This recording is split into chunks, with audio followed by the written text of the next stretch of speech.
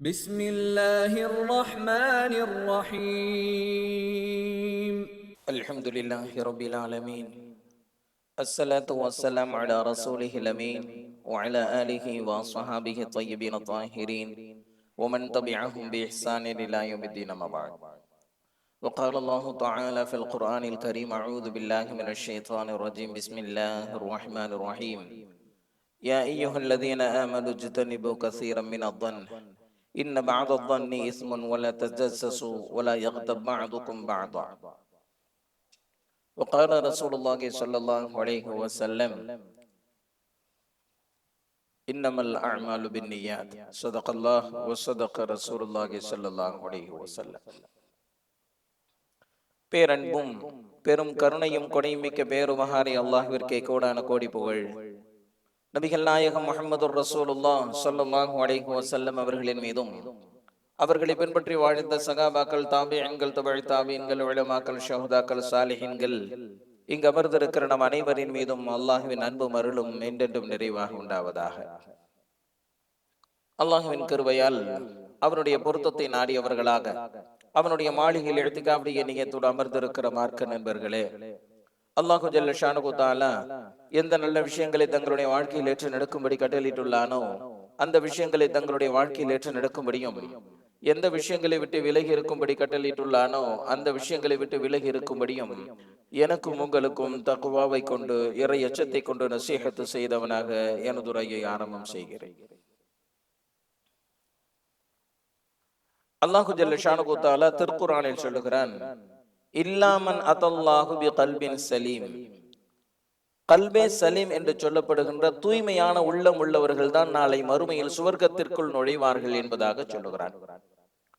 இன்னொரு வசனத்தில் அல்லாஹ் சொல்லுகிறான்: கத் அஃப்லஹ மன் ஸக்காஹா. உள்ளத்தை யார் தூய்மைப்படுத்திக் கொள்கிறார்களோ அவர்கள் மறுமையில் வெற்றி அடைவார்கள் என்பதாக சொல்லுகிறான். ஆக உள்ளத்தை தூய்மைப்படுத்துதல் தான் நம்முடைய வெற்றியை நிர்ணயிக்கிறது என்கின்ற அடிப்படையில் உள்ளத்தை எப்படி தூய்மைப்படுத்துவது என்பதை கருப்பொருளாக கொண்டு இன்றைய ஜும்மாவுடைய உரையை நாம் பார்க்க இருக்கிறோம். வணக்க வழிபாடுகள் புரிவதன் மூலமாக உள்ளம் தூய்மை பெற்றுவிடுமா? திக்ர் திலாவத்துகளில் ஈடுபடுவதன் மூலமாக உள்ளம் பிரகாசம் அடைந்து விடுமா என்றால், உள்ளத்தில் இருக்கிற அழுக்குகளை அகற்றாமல் 1000 ரகாத்துகள் தொழுதாலும் சரி, தினந்தோறும் திருக்குர்ஆனை முழுமையாக ஓதி முடித்தாலும் சரி, திக்ர் திலாவத்துகளில் திளைத்திருந்தாலும் சரி, உள்ளம் தூய்மை பெறாது. அப்படி என்றால் எதை அழுக்குகள் என்று சொல்லுகிறது, எதை அகற்ற வேண்டும் என்று மார்க்கம் சொல்லுகிறது என்றால், தன்னை சுற்றி வாழக்கூடியவர்கள் குறை செய்திருந்தாலும் தவறு செய்திருந்தாலும் அதை கண்டும் காடாமல் தன்னுடைய உள்ளத்தில் அவர்கள் குறித்து தவறாக பேசாமல் எண்ணாமல் இருப்பதுதான் உள்ளத்தை தூய்மையாக வைத்திருப்பதனுடைய அடையாளமாக மார்க்கம் சொல்கிறது. அது குறித்து நிறைய நமக்கு வழிகாட்டப்பட்டிருக்கிறது. இந்த வார்த்தையை நான் இங்கே சொல்வதற்கு தயங்குகிறேன். என்றாலும் கூட அல்லாமா இப்னு கய்யிம் ஜௌஜி அவர்கள் சொல்லுகிற ஒன்று படிப்பினைக்காக வேண்டி நான் சொல்கிறேன். அவர்கள் சொல்கிறார்கள், பெரும்பாலான மனிதர்களினுடைய குணம் பன்றியின் குணங்களை போன்றிருக்கிறது. பன்றியை பொறுத்தவரை தூய்மையானவைகளை விட்டு விட்டு அசுத்தமானவைகளை தான் தேடி தேடி அது சாப்பிடும். அதுபோன்று ஒரு மனிதர் குறித்து அவருடைய உயர்வான குணங்கள் குறித்தும் நற்காரியங்கள் குறித்தும் தெரிந்தால் அது குறித்து மனிதர்கள் பேசுவதில்லை. ஆனால் ஒருவர் குறித்த தவறான விஷயங்கள், அவர் குறித்த குறைகள் தெரிந்துவிட்டால் குறையை மக்கள் தேடி தேடி பேசுவார்கள் என்பதாக அல்லாமா இப்னு கய்யிம் ஜௌஜி ரஹிமஹுல்லாஹ் அவர்கள் சொல்றாங்க. ஒருத்தரை பத்தி நிறைய நல்ல விஷயம் இருக்கும், அதை பத்தி யாரும் பேச மாட்டாங்க. ஏதாச்சும் தப்பு பண்ணிட்டாருன்னு சொன்னா, ஏதாச்சும் குறை இருந்துச்சுன்னு சொல்லி சொன்னா, அதுவும் ஆதாரத்தோட சிக்கிருச்சுன்னு சொல்லி சொன்னா மக்கள் அதைத்தான் பெருசா பேசுவாங்க. அதைத்தான் அல்லாமா இப்னு கய்யிம் ஜௌஜி ரஹிமஹுல்லாஹ் அவர்கள் சொல்லுகிறார்கள், மக்களின் நிறைகளை பேச மாட்டார்கள், குறைகளைத்தான் பேசுவார்கள். இது பன்றியின் குணத்தை போன்று என்பதாக சொல்கிறார்கள். அல்லாஹ்விற்கென்று இருக்கக்கூடிய அற்புத குணங்களில் ஒன்றுதான் சத்தார், மறைக்கக்கூடியவன். எதை மறைக்கக்கூடியவன்? குறைகளை மறைக்கக்கூடியவன். இது அல்லாஹ்வினுடைய குணங்களில் ஒன்று. நபி ஸல்லல்லாஹு அலைஹி வஸல்லம் அவர்கள் சொல்லுகிறார்கள், இன்னல்லாஹ சத்தீருன். நிச்சயமாக அல்லாஹ் குறைகளை மறைக்கக்கூடியவனாக இருக்கிறான் என்பதாக நபி ஸல்லல்லாஹு அலைஹி வஸல்லம் அவங்க சொல்றாங்க. அறிஞர்கள் சொல்லுவாங்க, அல்லாஹ் ஜல்ல ஷானுஹு தஆலா பாவம் செய்யக்கூடிய ஒருவனை உடனே தண்டிக்கலாம். அதற்குண்டான ஆற்றலும் அதிகாரமும் உரிமையும் அவனுக்கு உண்டு. ஆனால் அப்படி அவன் செய்வதில்லை. பாவம் செய்யும் போது அங்கிருந்து ஒரு துர்வாடை வெளிப்படுற மாதிரி அல்லாஹ் ஏற்பாடு செய்ய முடியாதா? பாவம் செய்யக்கூடியவர்களை உடனடியாக தண்டிக்கக்கூடிய ஆற்றல் அவனுக்கு உண்டு. ஆனால் எவ்வளவோ பாவம் செய்யறோம், நாம தண்டிக்கப்படுறது இல்லை. ஏன் தெரியுமா? தண்டிக்கப்பட்டு நம்மை அல்லாஹ் கேவலப்படுத்த அவன் விரும்பவில்லை. இன்னொரு செய்தி ஒண்ணு சொல்லுவாங்க, யாருடைய அமல்கள் ஏற்றுக்கொள்ளப்பட்டது, யாருடைய அமல்கள் நிராகரிக்கப்பட்டது என்பதை அல்லாஹ் வெளிப்படுத்தி இருக்கிறானா என்னைக்காச்சும்? நம்முடைய வணக்கம் நிராகரிக்கப்பட்டு விட்டது என்பதை அல்லாஹ் ஏன் வெளிப்படுத்தவில்லை என்று சொன்னால், வணக்கங்கள் நிராகரிக்கப்பட்டவர்களை மக்கள் கேவலமாக பார்ப்பார்கள். எனவே அல்லாஹு ஜல்ல ஷானுஹு தஆலா நிராகரிக்கப்படுகின்ற அமல்களை வெளிப்படுத்தாமல் அவரை அல்லாஹ் கண்ணியப்படுத்துகிறான். இது அல்லாஹ்வினுடைய குணம். நபி ஸல்லல்லாஹு அலைஹி வஸல்லம் ஒரு செய்தி ஒன்று சொன்னாங்க, நரகத்தில் இருந்து கடைசியாக வெளியேறக்கூடிய ஒருவனை நான் அறிவேன். சகாபாக்கள் கேட்டாங்க, அது யாரு? நபி ஸல்லல்லாஹு அலைஹி வஸல்லம் சொன்னாங்க, நரகத்திலிருந்து அவர்தான் கடைசியாக வெளியேறி சுவர்க்கத்திற்குள் நுழைவார். அவர்கிட்ட அல்லாஹ் பேசுவான். பேசும்போது மலக்குமார்கள்ட்ட சொல்லுவான், அவர் செஞ்ச சின்ன சின்ன பாவத்தெல்லாம் எடுத்து காட்டுங்க என்பதாக சொல்லுவான். மலக்குமார்கள் அவர் செஞ்ச சின்ன சின்ன பாவத்தெல்லாம் எடுத்து காட்டுவாங்க. அவர் பயப்படுவார். சின்ன சின்ன பாவமே இவ்வளவு மோசமா இருக்குது, நாம செஞ்ச பெரிய பெரிய பாவத்தெல்லாம் எடுத்து காட்டினா என்ன ஆகுமோ அப்படின்னு சொல்லி பயப்படுவார். அல்லாஹு ஜல்ல ஷானுஹு தஆலா சொல்லுவான், அந்த பாவங்களை எல்லாம் நன்மையாக மாற்றி தாருங்கள் என்பதாக சொல்லுவான். அந்த சின்ன சின்ன பாவங்கள் எல்லாம் நன்மைகளாக மாற்றி அவருக்கு வழங்கப்படும். அதை பார்த்த சந்தோஷத்துல இந்த பெரிய பெரிய பாவங்களை எல்லாம் இவன் எடுத்து சொல்லுவானா, யா அல்லாஹ், அங்க ஒரு பெரிய பாவம் செஞ்சிருக்கேன், இங்க ஒரு பாவம் செஞ்சிருக்கேன். அந்த பாவங்களை எல்லாம் இவன் ஞாபகம் ஊட்டி அதையெல்லாம் நன்மையாக மாற்றிக்கொடு என்று அல்லாஹ்விடத்தில் ஏங்கி நிற்பதை பார்த்து அல்லாஹ் சிரிப்பான் என்பதாக நபி ஸல்லல்லாஹு அலைஹி வஸல்லம் அவர்கள் சொல்லி தானும் சிரித்தார். அல்லாஹ் எப்படி மறைக்கிறான் பாருங்க. திருட்டு குற்றம் சாட்டப்பட்ட ஒரு நபர் ஹஜரத் உமர் ரலியல்லாஹு தஆலா அன்ஹு அவங்க கிட்ட கொண்டு வரப்படுறார். நிரூபணம் ஆயிடுச்சு. ஹஜரத் உமர் ரலியல்லாஹு தஆலா அன்ஹு அவங்க தண்டனை கொடுக்கிறதுக்கு உத்தரவிடுறாங்க. அப்ப அவர் சொன்னாரு, ஹலீஃபா அவர்களே, இப்போதுதான் நான் முத திருடுறேன், மன்னிச்சிடலாமே அப்படின்னு சொல்லி கேட்கிறேன். அப்ப ஹலீஃபா உமர் ரலியல்லாஹு தஆலா அன்ஹு அவங்க சொன்னாங்க, நிச்சயமாக நீ முதல் முறை திருடக்கூடியவனாக இருக்க மாட்டாய் என்பதாக சொன்னார். அப்ப அவர் கேட்டாரு, அது எப்படி உங்களுக்கு தெரியும்? ஏற்கனவே நான் திருடினேன் அப்படின்னு எதை வச்சு சொல்றீங்க அப்படின்னு சொல்லி கேட்டார். அப்ப ஹலீஃபா உமர் ரலியல்லாஹு தஆலா அன்ஹு அவங்க சொன்னாங்க, நீ முதல் முறை திருடி இருந்தால் அல்லாஹ் உன்னை காட்டி கொடுத்திருக்க மாட்டான் என்பதாக சொன்னார். பல தடவை திருடுறதுனால தான் அல்லாஹ் ஜல்ல ஷானுஹு தஆலா உன்னுடைய திருட்டை, உன்னுடைய கேவலமான காரியத்தை அல்லாஹ் வெளிப்படுத்தினான். முதல் முறை செய்யக்கூடிய தவறை அல்லாஹ் மறைக்கவே செய்வான் என்பதாக ஹலீஃபா உமர் ரலியல்லாஹு தஆலா அன்ஹு அவங்க சொல்லி தண்டனை நிறைவேற்ற சொல்லிட்டாங்க. கையை வெட்டியாச்சு. ஹஜ்ரத் அலி ரலியல்லாஹு தஆலா அன்ஹு அவங்க இவரை சந்திக்கிறதுக்காக வேண்டி போறாங்க. போய் அவங்க கிட்ட கேட்டாங்க, நீ திருநத்துக்கு தண்டனை கொடுத்தாச்சு, அதனால நீ இப்ப எதுக்கும் பயப்பட தேவையில்லை, நான் கேட்கிற கேள்விக்கு உண்மையை சொல்லுங்க, நீ திருநீ இது எத்தனாவது திருட்டு அப்படின்னு கேட்டான். அவர் சொன்னாரு, 21வது திருட்டு என்பதாக சொன்னார். ஸதக உமர், ஸதக உமர், உமர் உண்மையை சொன்னார், உமர் உண்மையை சொன்னார் என்பதாக ஹஜ்ரத் அலி ரலியல்லாஹு தஆலா அன்ஹு அவர்கள் சொன்னார்கள். என்று சொன்னால், இன்னைக்கு நாம செய்யக்கூடிய தவறுகளும் குற்றங்களும் வெளிப்படாமல் இருக்கிற காரணத்தினால தான் இன்னைக்கு நாம ஒருத்தவங்க பாத்துக்கிறோம். இல்லைன்னு சொல்லி சொன்னா இவர் அப்படிப்பட்டவர் இப்படிப்பட்டவர்னு சொல்லி உறவுகள் எல்லாம் உடைந்து நம்முடைய நட்புகள் எல்லாம் சிதறி போயிருக்கும். இப்ப அல்லாஹ்வினுடைய குணம் என்ன தெரியுமா? மறைப்பது. நாம் செய்யக்கூடிய தவறுகளை மறைப்பது. பொதுவாக எல்லா இடங்களிலும் 2 சாட்சியை பேசுகின்ற அல்லாஹ், விபச்சாரம் செய்ததாக குற்றம் சாட்டப்பட்டால் மட்டும் 4 சாட்சி வேண்டும் என்று அல்லாஹ் சொல்லுகிறான். ஏன் என்பதற்கு ஹலீஃபா உமர் ரலியல்லாஹு தஆலா அன்ஹு அவர்கள் ஒரு விளக்கம் சொல்லுவார்கள். ஏன் தெரியுமா? அல்லாஹ் அந்த கேவலமான காரியத்தை மறைக்கவே செய்கிறான். அவ்வளவு ஈஸியா 4 பேர் அந்த தவறை பார்க்க முடியாது.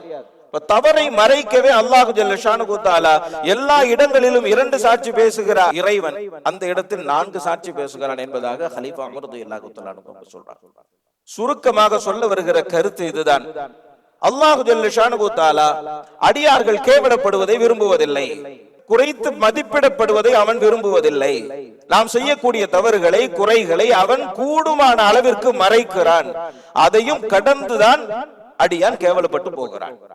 ஆக அல்லாஹ்வினுடைய சிறந்த குணம் சத்தார், குறைகளை மறைப்பது.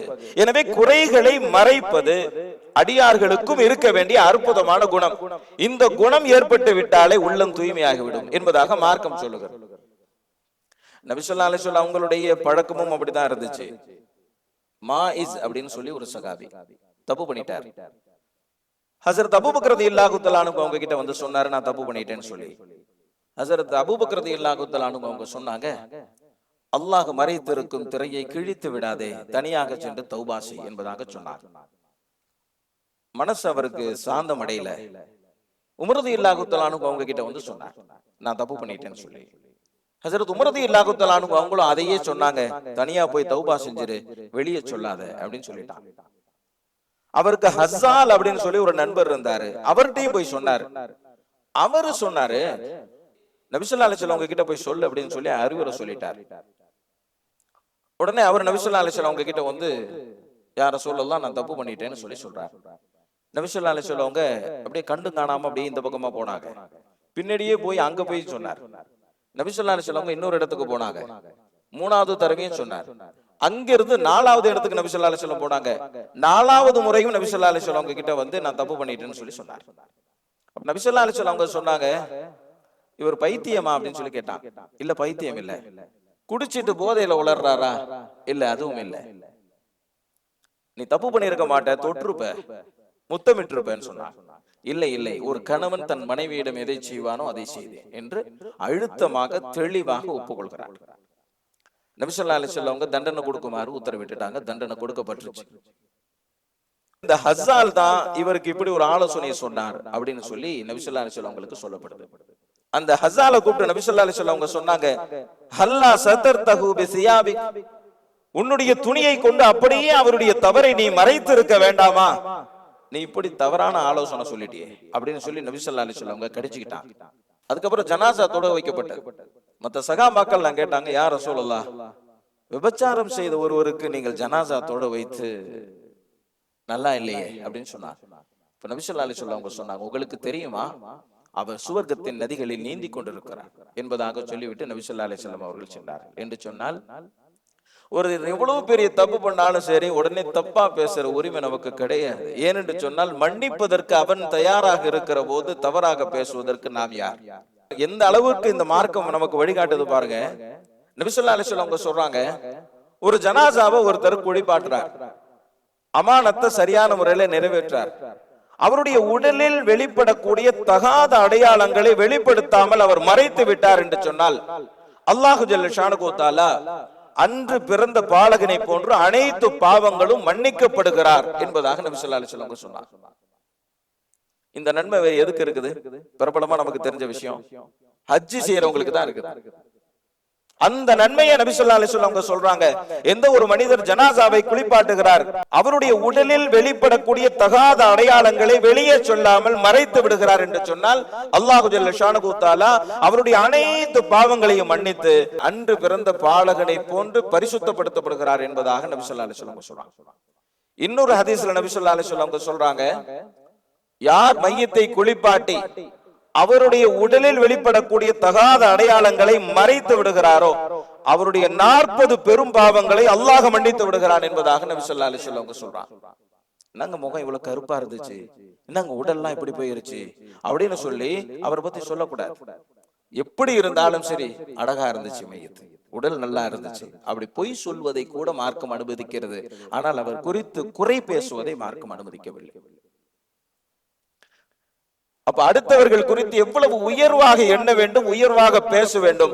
குறைவாக பேசுவதற்கோ புறம் பேசுவதற்கோ எந்த வகையிலும் மார்க்கம் அனுமதிக்கவில்லை என்பதை நாம் புரிந்து கொள்ள முடிகிறது.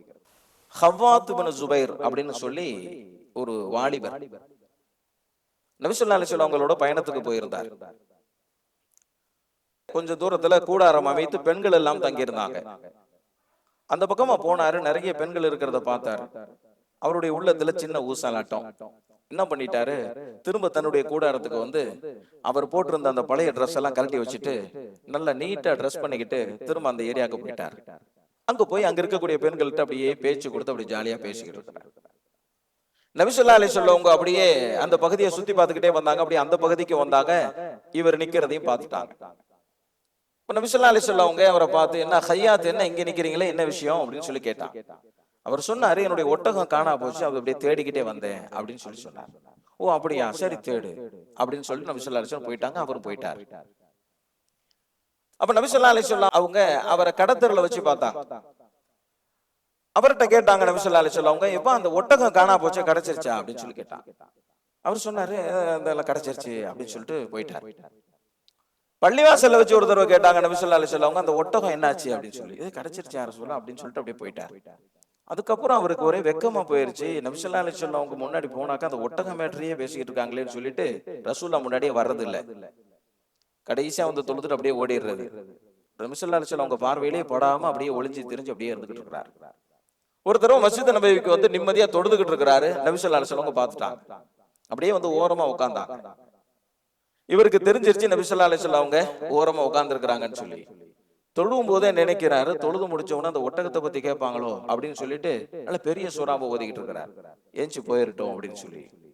நபி ஸல்லல்லாஹு அலைஹி வஸல்லம் அவங்களுக்கும் புரிஞ்சிருச்சு, நம்ம கேட்போம்னு சொல்லிட்டு தான் இவரு ரொம்ப பெருசா ஓதுறாரு அப்படின்னு சொல்லி. அவர் காதுல கேட்கிற மாதிரி சொன்னாங்க, நீ எவ்வளவு நேரம் தொழுதாலும் சரி அந்த ஒட்டகம் மேட்டரை பத்தி பேசாம போறது இல்ல அப்படின்னு சொல்லி சொன்னாங்க. உடனே அவர் தொழுகையை வேக வேகமா முடிச்சாரு. முடிச்சிட்டு வந்து நபி ஸல்லல்லாஹு அலைஹி வஸல்லம் கிட்ட சொன்னாரு, யார சொல்லலாம், ஒட்டகம்லாம் காணா போல, தப்பு பண்ணிட்டேன் யார சொல்லலாம். என்னுடைய உள்ளத்தில் ஏற்பட்ட அந்த சலசலப்பு இந்த தவறின் பக்கம் என்னை இழுத்து விட்டது. ஒட்டகம்லாம் காணா போல யார சொல்லலாம் என்று சொல்லி அப்படியே அழுதார். நபி ஸல்லல்லாஹு அலைஹி வஸல்லம் சொன்னாங்க, ரஹிமக்கல்லாஹ் ரஹிமக்கல்லாஹ் ரஹிமக்கல்லாஹ், அல்லாஹ் உனக்கு அருள் புரியட்டும், அல்லாஹ் உனக்கு கருணை காட்டட்டும், அல்லாஹ் உனக்கு அருள் புரியட்டும் என்பதாக நபி ஸல்லல்லாஹு அலைஹி வஸல்லம் அவங்க சொல்லிட்டு போயிட்டாங்க. நபி ஸல்லல்லாஹு அலைஹி வஸல்லம் அவங்க ஏன் இதை திரும்ப திரும்ப அவருக்கு ஞாபகம் ஊட்டுனாங்கன்னு சொன்னா, அவரை காயப்படுத்துறதுக்கு இல்ல, அது பெரிய தவறு செய்யக்கூடாது என்று அந்த தவறை அவர் உணர்வதற்காக வேண்டி நபி ஸல்லல்லாஹு அலைஹி வஸல்லம் அவங்க செஞ்சாங்களே தவிர அவரை காயப்படுத்துறதுக்காக வேண்டி நபி ஸல்லல்லாஹு அலைஹி வஸல்லம் அவங்க செய்யறாங்க.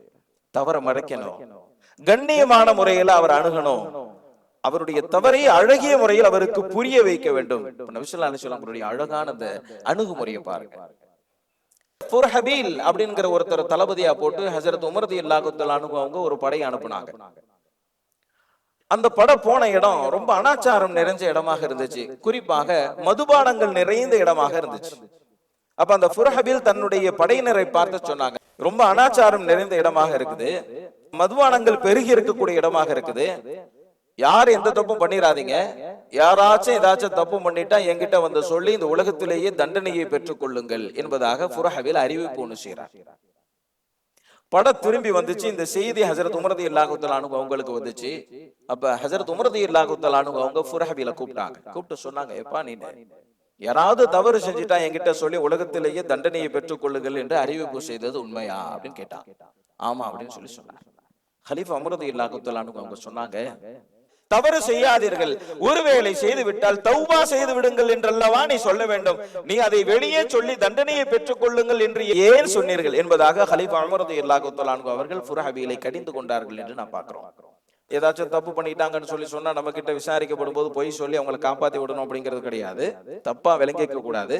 இதனுடைய உள்ள அர்த்தம் என்ன அப்படின்னு சொல்லி சொன்னா, யாரும் கேவலப்பட்டு விடக்கூடாது என்பதற்காக வேண்டி மார்க்கம் சொல்லுகிற அழகான ஒரு உபதேசம். இல்லனா நபி ஸல்லல்லாஹு அலைஹி வஸல்லம் அவங்க இந்த வார்த்தையை சொல்லுவாங்களா, இந்த காபாவை இடிப்பதை விட ஒரு மனிதனின் கண்ணியத்தை சிதைப்பது மோசமானது என்பதாக நபி ஸல்லல்லாஹு அலைஹி வஸல்லம் சொல்லுவாங்களா? ஹஜ்ரத் ஆயிஷா ரலியல்லாஹு தஆலா அன்ஹா அவங்க கிட்ட ஒரு பெண்மணி வந்து ஒரு விஷயம் சொன்னாங்க. என்ன அப்படின்னா, நான் இஹ்ராம் தரித்து ஹஜ்ஜுக்காக வேண்டி போனேன். போகும்போது ஒரு வாடகை ஒட்டகத்துல தான் நான் போனேன். அந்த வாடகை ஒட்டகம் ஓட்டக்கூடிய ஒருவர் என்னுடைய காலை தொட்டு விட்டார் என்பதாக சொன்னார். ஹஜ்ரத் ஆயிஷா ரலியல்லாஹு தஆலா அன்ஹா அவர்கள் சொன்னார்கள், ஹிஜ்ரன் ஹிஜ்ரன் ஹிஜ்ரன் மஹ்ஜூரா, மறைத்து விடு மறைத்து விடு மறைத்து விடு, வெளியே சொல்லாதே என்று சொல்லிவிட்டு சொன்னார்கள், அல்லாஹ் மன்னிக்க கூடியவன், திருந்துவதற்கு வாய்ப்பை தரக்கூடியவன், மனிதர்கள் மன்னிக்க மாட்டார்கள், அவரை கேவலப்படுத்துவார்கள் என்பதாக சொன்னார்கள். வெளியே சொல்லாதீங்க. அல்லாஹு ஜல்ல ஷானஹு தஆலா மன்னிக்க கூடியவனாக இருக்கிறான், திருந்துவதற்கு வாய்ப்பை தரக்கூடியவனாக இருக்கிறான். ஆனால் மனிதர்கள் அப்படிப்பட்டவர்கள் அல்ல, செய்த தவறை மன்னிக்கவும் மாட்டார்கள், அதை வைத்து அவரை கேவலப்படுத்தவும் செய்வார்கள். ஹிஜ்ரன் ஹிஜ்ரன் ஹிஜ்ரம் மஹ்ஜூரா, மன்னித்து விடு என்பதாக ஹஜ்ரத் ஆயிஷா ரலியல்லாஹு தஆலா அன்ஹா அவர்கள் அந்த பெண்ணுக்கு அறிவுரை கூறினார்கள். என்றால் அடுத்தவர்களினுடைய குறை குறித்து பேசுகிற ஒரு உரிமை நமக்கு கிடையாது, அவ்வளவுதான். தப்பே செஞ்சிட்டாலுமே கண்ணியத்திற்காக வேண்டி அதை மறைக்க வேண்டும் என்று மார்க்கம் சொல்லுகிறது என்று சொன்னால், தோண்டி தோண்டி குறைகளை ஆராய்ந்து அதை வெளியே எடுத்து கொண்டு வந்து பேசக்கூடிய அதிகாரம் யாருக்கு இருக்கு? இல்ல, அப்படிதானே? அடுத்தவங்களுடைய சொத்து பத்தை நாம அபகரிக்கலாமா? முடியாது. அடுத்தவர்களுடைய காசு பணத்தை நாம எடுக்கலாமா? முடியாது. அந்த மாதிரி தான் அடுத்தவர்களுடைய கண்ணியத்தை நாம சிதைக்கலாமா? முடியாது. அவருடைய உயிர் நமக்கு ஹராம், அவருடைய உடைமை நமக்கு ஹராம், அவருடைய கண்ணியமும் நமக்கு ஹராம். அடுத்தவரை கொலை செய்யக்கூடாது, புரிகிறது. அடுத்தவருடைய பொருளை அபகரிக்க கூடாது, புரிகிறது. அடுத்தவரின் கண்ணியத்தை சிதைக்க கூடாது என்பது மட்டும் புரியாத புதிராகவே இருக்கிறது. இன்று வரை புரியாத ஒரு விஷயம் இதுதான். அதுவும் அது போன்றுதான் என்பதாக மார்க்கம் அழுத்தமாக சொல்லித் தருகிறது. இமாம் ஹசன் பஸ்ரி ரஹ்மத்துல்லாஹி அவங்க ஒரு செய்தி ஒன்று சொல்றாங்க. என்ன அப்படின்னா, நான் 2 கூட்டத்தார்களை அறிவேன். ஒரு கூட்டத்தார் பாவம் செய்து கொண்டிருக்கிறார்கள், இன்னொரு கூட்டத்தார் பாவம் செய்யாமல் இருக்கிறார்கள். பாவம் செய்யாமல் இருக்கக்கூடியவர்கள் பாவம் செய்யக்கூடியவர்கள் குறித்து குறை பேசிக்கொண்டே இருக்கிறார்கள். பாவம் செய்யக்கூடியவர்கள் யார் குறித்தும் குறை பேசாமல் இருக்கிறார்கள். அல்லாஹ் என்ன செய்தான் தெரியுமா? பாவம் செய்யாமல் பாவம் செய்பவர்கள் குறித்து குறை பேசுகிறார்களே, அவர்களுக்கு பாவம் செய்யக்கூடிய வாயிலை திறந்து விட்டான். அவர்கள் பாவம் புரிந்தார்கள், அதை வைத்து அல்லாஹ் கேவலப்படுத்தி விட்டான். பாவம் புரிந்தார்கள், ஆனால் யார் குறித்தும் பேசாமல் இருந்தார்கள் அல்லவா, அவர்களின் பாவங்களை மறைத்து அவர்களை அல்லாஹ் கண்ணியப்படுத்தி விட்டான் என்பதாக இமாம் ஹசன் பஸ்ரி ரஹ்மத்துல்லாஹி சொல்றாங்க. ஒருத்தர் பாவம் செஞ்சிட்டாக்க நம்ம பாவம் செய்யலன்ற தைரியத்துல பேசிடுறோம். ஒரு நிமிஷம் தான் அல்லாஹ் நாடு நான் சொல்லி சொன்னா நாம பாவத்துல விழுந்துருவோம். பாவம் செஞ்சவன அல்லாஹ் மன்னிச்சிருவான், அவன் மேல போயிடும். இது நடந்துரும். இதுவெல்லாம் நம்முடைய ஐம்புலன்களுக்கு புரியாத விஷயமாக இருக்கலாம், ஆனால் இது மார்க்கம் அழுத்தமாக சொல்லி தருகிற விஷயம்.